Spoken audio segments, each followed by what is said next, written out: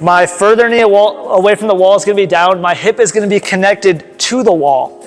I'm going to have my palms together, and I'm going to open up, and I'm going to bring my eyes with my hand as far as I can go.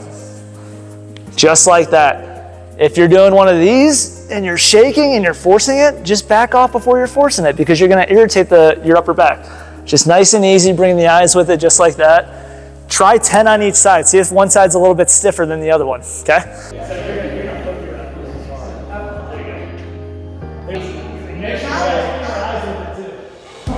Eyes go with it. Eyes go with your hand. Eyes go with your hand.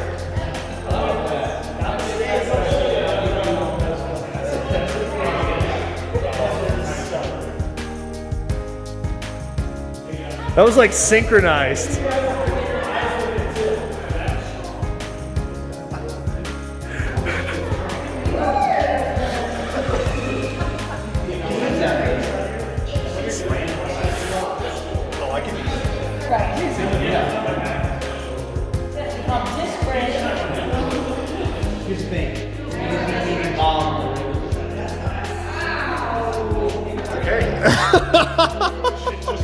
Good job, coach. Good job. That's all I had to say.